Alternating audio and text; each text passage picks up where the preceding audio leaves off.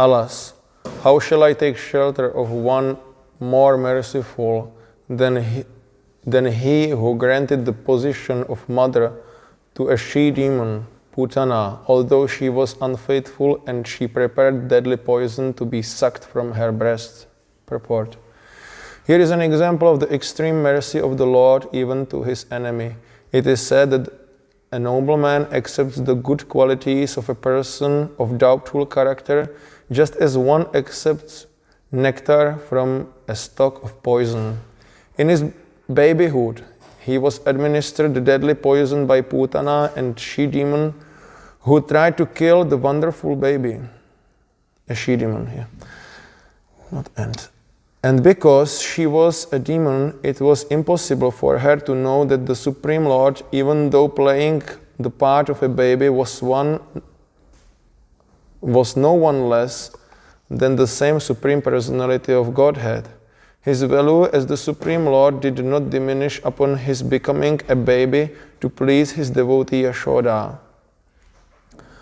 The Lord may assume the form of a baby or a shape other than that of a human being, but it doesn't make the slightest difference. He is always the same Supreme.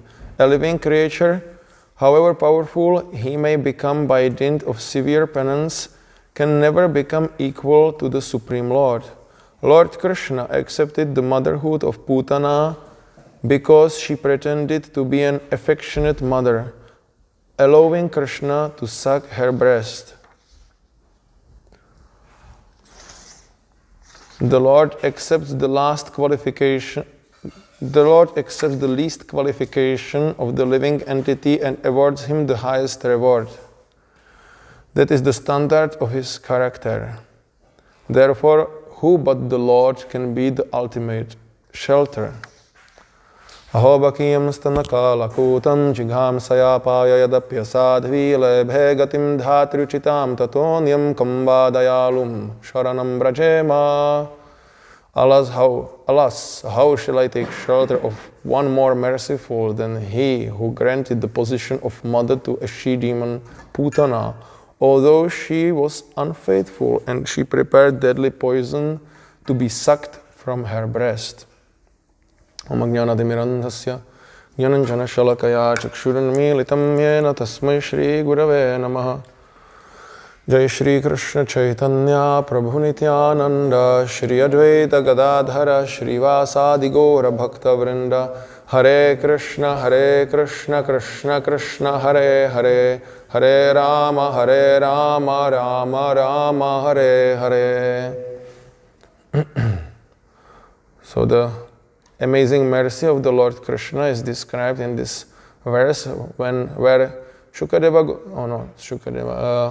Uddhava remembers the presence of Krishna on this planet. So he's speaking here with Vidura and remembers the pastimes of the Supreme Lord, and here he remembers how merciful is this personality, the Supreme Personality of Godhead, Krishna. He says in this verse there cannot be anyone more merciful than him. Srila Prabhupada says that this is an example of extreme mercy. Yeah. Somebody comes to kill you and you deliver him, you give him the highest mercy. This is unheard of in this world. When somebody comes to kill us, we want him to be punished. Even when somebody tells to us some bad words, we wish to him to be punished. Yeah? When we distribute books and somebody is nasty to us, when we think, okay, well, wait for Yamaraj to come for you. Yeah? This is the tendency of our mercifulness. Our mind, now you offended a devotee, so you will see what kind of arrangement will be prepared for you when you die, or maybe sooner. So this is a tendency of humans to wish nothing good to others. Or if we wish them good only till that time they wish good to us also. Or they don't harm us. This is the modern way of thinking. We want to be nice to everyone, and so that everyone is nice to us. This is our motivation. Our motivation is not so much to be nice to others, but to be peaceful, because if we are not nice to others, they will not be nice to us, and that means we will suffer more. So if we want to be happy, we have to be nice to others, so they are also nice to us. So in this way, we think. And so the modern people try to be nice. Not so many of them are very nice, but some of them, they try to be nice. And so that we are all nice, and you enjoy in your way and I enjoy in my way. So you don't stand in my way, and I will not block your way of sense gratification or life or career or whatever. But it does not really work like that. Yeah? It's usually when we want to have some enjoyment, independent of Krishna, which is the most of enjoyment in this world, then we usually have to bother some other living entities. We have to do it on their account, so to say. So when we want to enjoy comfortable life, we want to eat nice food, somebody else is not eating some nice food, or we are going to kill somebody. And because these people usually, they think only amongst humans or amongst their countrymen, and they don't think about people in China or in India or in Taiwan, how they work in the factories to bring us some nice goods for our enjoyment. And we, of course, we do not think about the znečištění. Ecology. The ecology and how we contaminate the nature. We don't think much about these things if it is not just behind our house. Yeah, if there is the pile of garbage, we will be dealing with that. But if it is 100 kilometers away and we don't see it, we don't think about it. We just think about our enjoyment. So when we were now walking in these villages close to Daruvar, you could see the people were living, many of the people were quite poor, the grandmothers there, and the muddy yards with hens, chickens and cows and like that. So it was not very pleasurable. Someone could think, okay, the life in the city is much more comfortable, it's much more nice. It's clean and it's not so dirty and not so smelling, of these dungs, different dungs, not only cow dung, but there are many other dungs which are not very sattvic. And but anyway, we think it's very comfortable, but we don't see the price we have to pay for this comfort. The powerhouses to generate the electricity, and the big garbage areas where we have where trucks are coming every day by hundreds, to throw our garbage, and how the woods and rivers are polluted. We don't see all these things. We just want to be happy. We just want to have some enjoyment, and we are nice, at least from outside, yeah. And others should be also nice to us. But alas, if somebody is going to be not so nice to us. Many Mayavadis, they say, when we distribute books, oh, we don't like these books. They are very negative. Yeah, this is all about suffering. Actually, everything is nice. Everything is love. There is nothing wrong in this. Everything is just nice and blissful, and everything is happiness. So you have to see the world like this. So everything is nice unless they meet a devotee and he disagrees with them. Then immediately everything is nice, but not this Hare Krishna. They are not nice because they do not agree with us. I met so many people like this. They were telling like this, and I said, actually, this is not true. I don't agree with you. It's full of suffering. Everybody is dying. No, how can you say like this? And also, why you are so angry for immediately? If everything is nice, then my disagreement should be also considered nice, isn't it? It should, but they cannot comprehend this. It just does not fit their mind. So Krishna is extraordinarily merciful, and we as devotees are supposed to be even more merciful than Krishna, isn't it? Yeah, devotee is considered more merciful than Krishna himself. And we, of course, do not consider ourselves devotees, or at least not great devotees who are merciful. We just consider ourselves to be servants of devotees, but still the mercy is supposed to be there because we have to act as the instruments of the empowered devotees like Srila Prabhupada and others. We are supposed to be the instruments, tools. Nimitta matram savyasachin. Krishna says, just become my instrument, O Arjuna. So we are also supposed to be these instruments, tools in Krishna's hands. And in this way in devotees' hands. And in this way we are supposed to be merciful on others. This is our duty.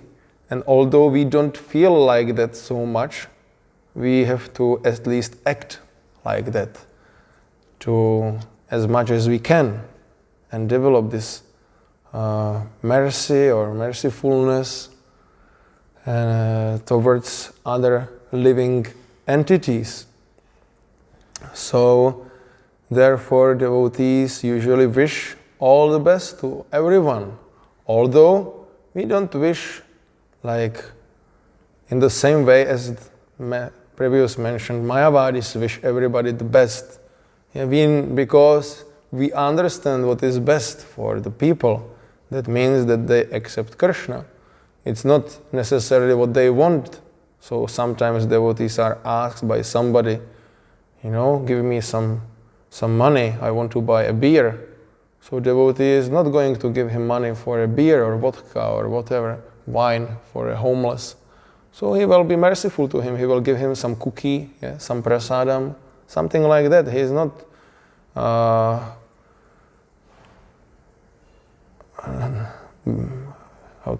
unmerciful to him.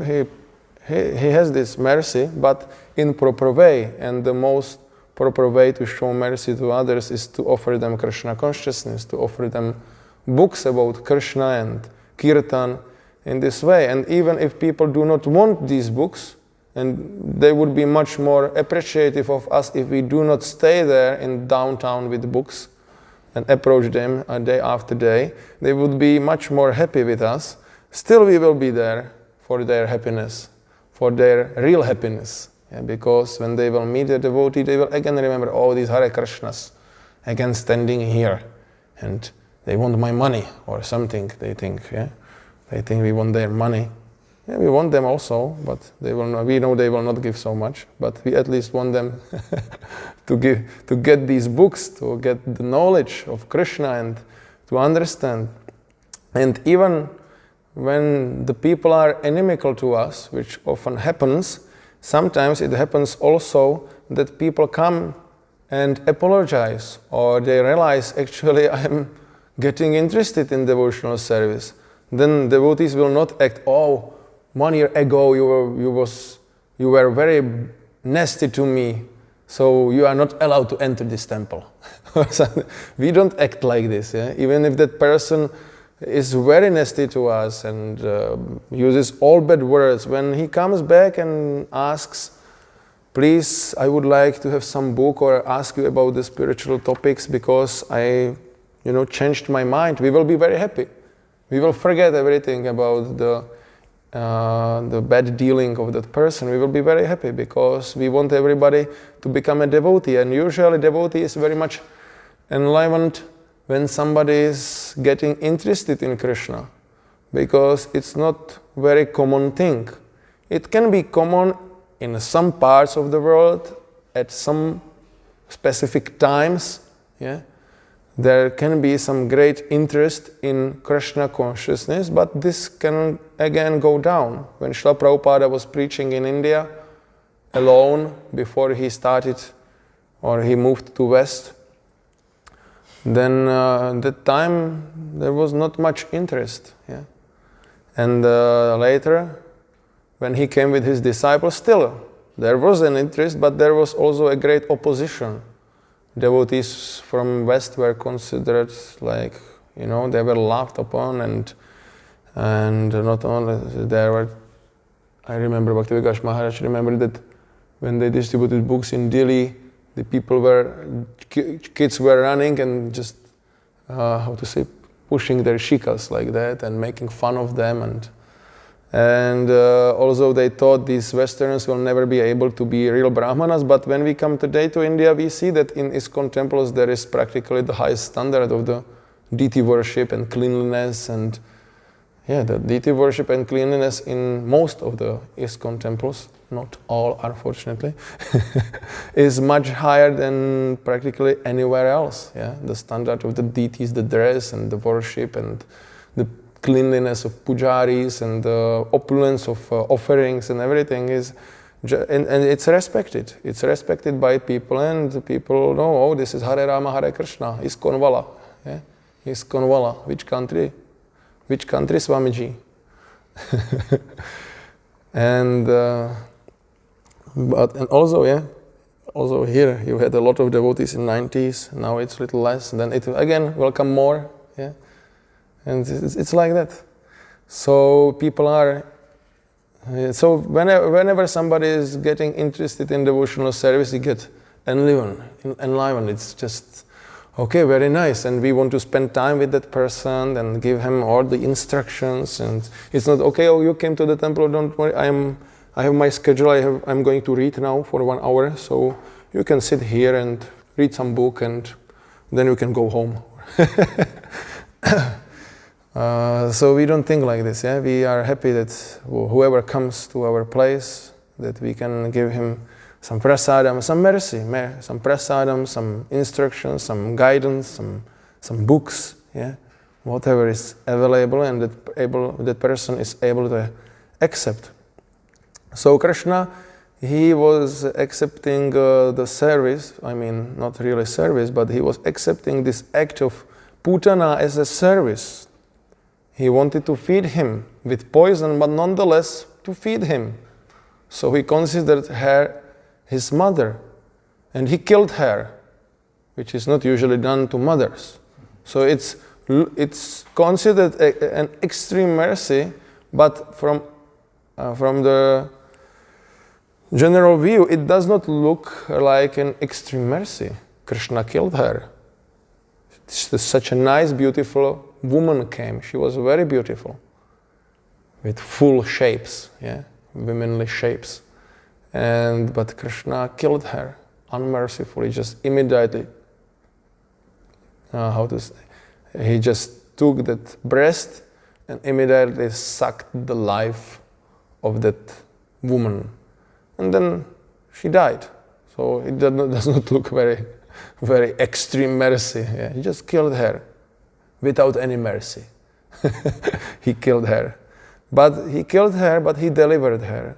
That we have to see. So also sometimes we could, to better appreciate Krishna's mercy, we have to see a little more broadly, because sometimes it happens to us something that for example, we don't have enough money, or somebody close dies to us, or we are getting sick, or we can't distribute any books today. We are very sad. And or we got scolded by our authority, although we did not mean it bad. We were trying so nicely, but we got this clap, and but we have to see it from a broader view, with proper view, that Krishna's mercy can look in one way as a cruelty. This is a cruel act to kill somebody. But also many other devotees went through the cruel situations in their lives, but we have to see that connected to the whole picture, how it helps us. For example, this example with Chitraketu and his son. His son was already gone. He did not need to stay in this body as his son, but for him he thought this is the great great harm, the great cruelty to such a small child is dying. To me, I am a father and now he died. So I remember one lady had a son, adopted son.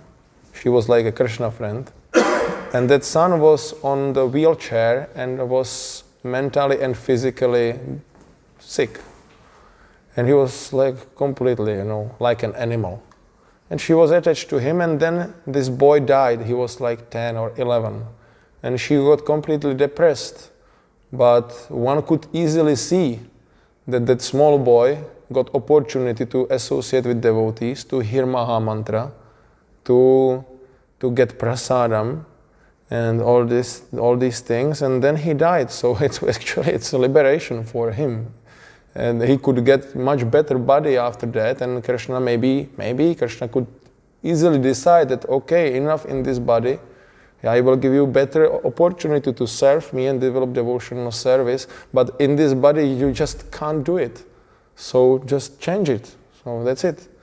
So we have to see it in this way. So in the same way, this Putana was killed, but it was considered the greatest and extreme mercy, because she was elevated to spiritual world and she got the position similar to Krishna's mother. So that is very special. Therefore, it is also said here that for a devotee, devotee also often thinks about demons, that they are getting more mercy from Krishna than we as devotees are getting, because they are able to be in direct contact with the Lord, and their deliberation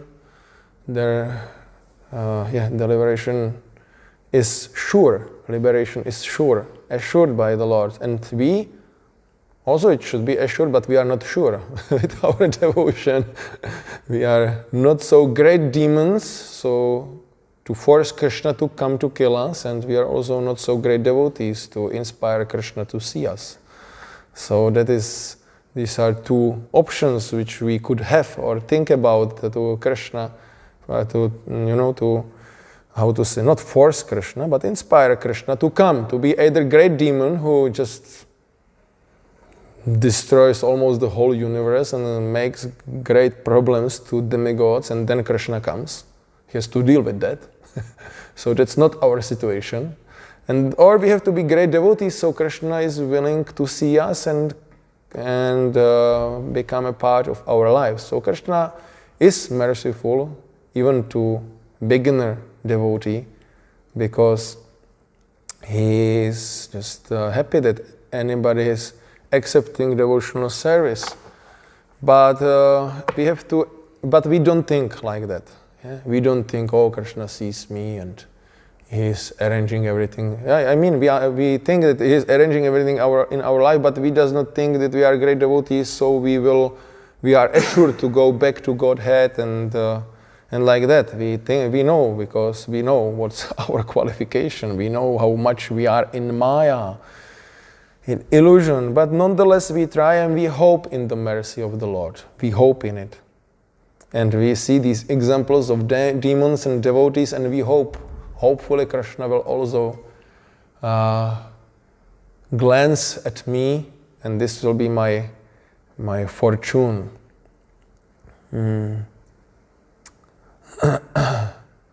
So this glance of Krishna, we have to be seen by Krishna. Yes, Bhaktisiddhanta Saraswati is known and famous for his explanation that when we come to see the deity, we want to see the deity, but this is not the point. The point is that the deity sees us. And to inspire the deity to see us is not just to come in front of the deity, but to act in such a way that Krishna will be pleased to us and that he will see something extraordinary in us. We are ordinary people, we are ordinary devotees in one sense, but we should try to be extraordinary and the extraordinarity should be based on our sincerity. Our sincerity, not that we have to be extraordinary, we have to be the, this president of the yatra, or I have to be the best book distributor, or I have to be the sannyasi to be extraordinary, or whatever. Extraordinary in our sincere approach to the service to Krishna. And then Krishna will be willing to glance at us, and this will shower us with his mercy. And this mercy, this is just the goal of our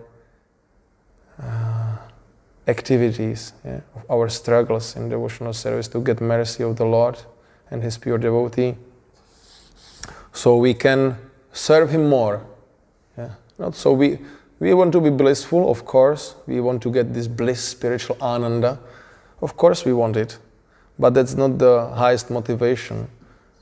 We want, especially we want to be able to serve him without being hindered by our material desires. That's our great desire.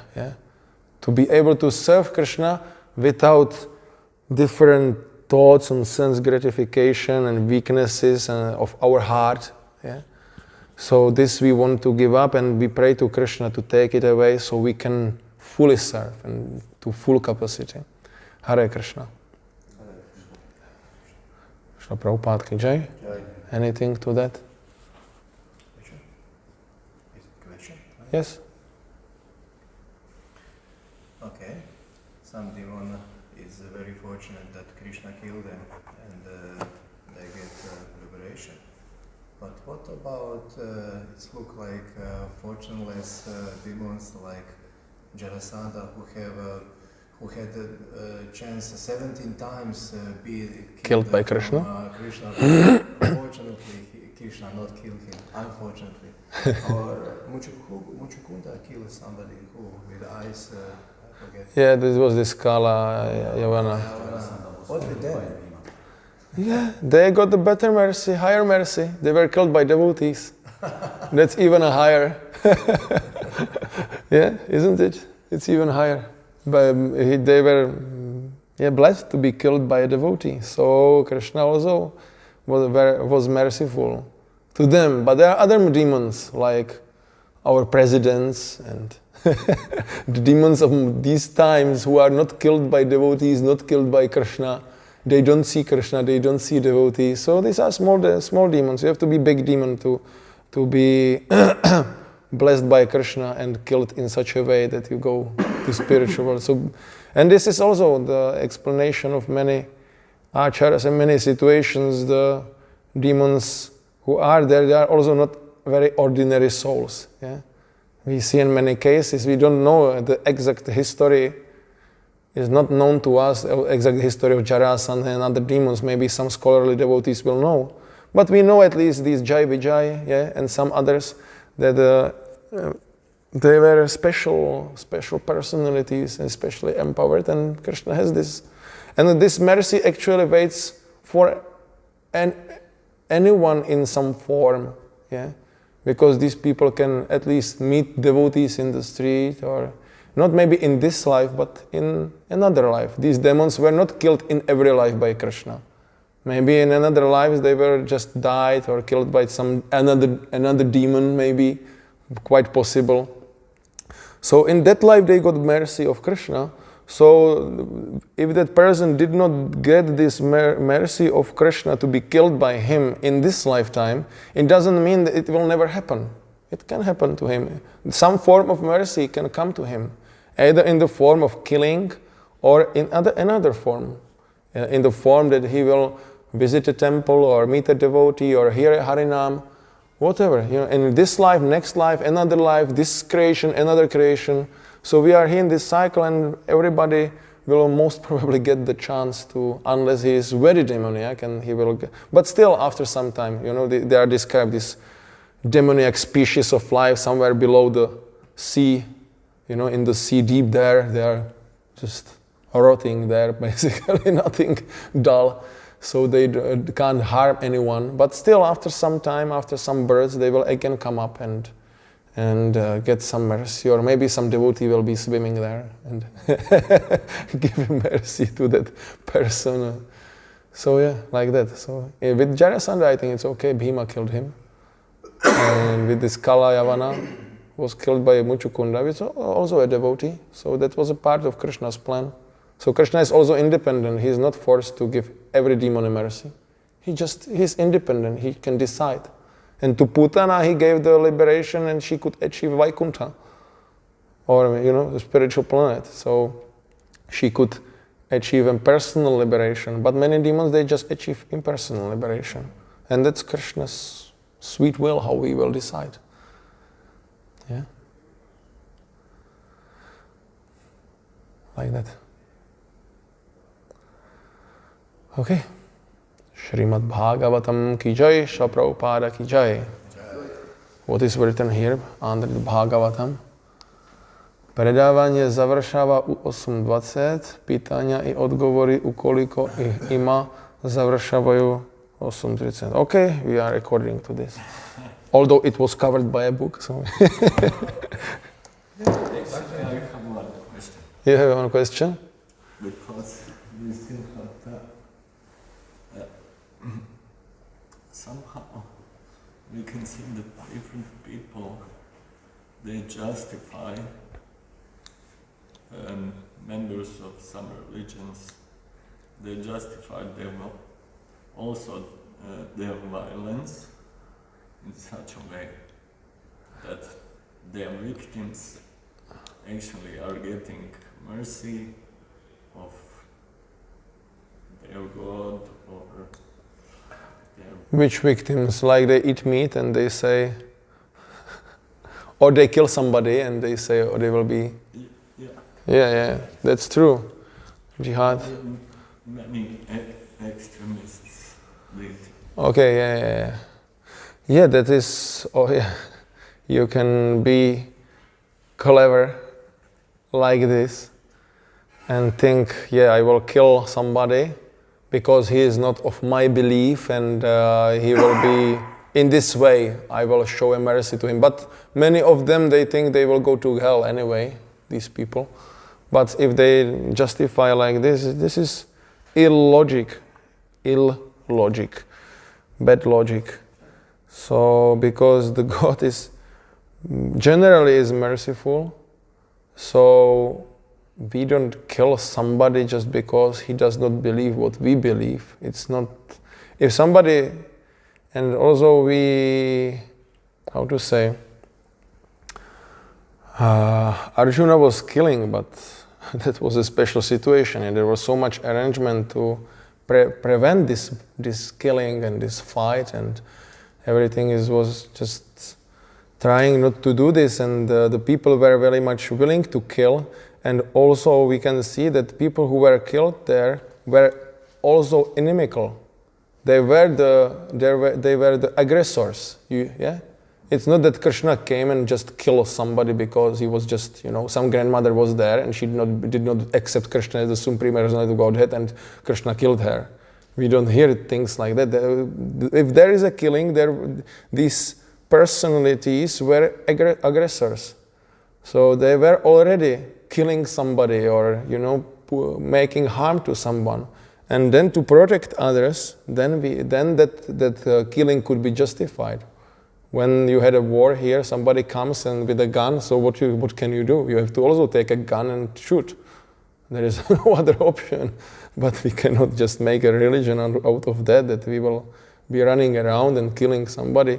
And if the Kshatriyas were getting more land or more area under their control, they also, when they fight, they offered, you surrender to me, and there is no fight, no problem. We don't need fight. You can just surrender and give me the taxes, but if you don't want, we will have fight. But the fight will be only between the persons who want that fight. It's not between others. It's just only in between the soldiers who are paid for it and they are willingly going for it. And it's different situation, when we deal with aggressors or we are aggressive to anyone who is just not up to our expectation. So this should be the point. So generally devotees and Lord are full of love and mercy, and if there is any killing, it's for for the aggressors. And Krishna, of course, he's killing everyone after all. Of course, it's that, but that's Krishna. Yeah? That's not in our hands. It's not in our hands. It's in Krishna's hands. Okay. Hare Krishna. Jai Shri Prabhupada. Srimad Bhagavatam ki Jai.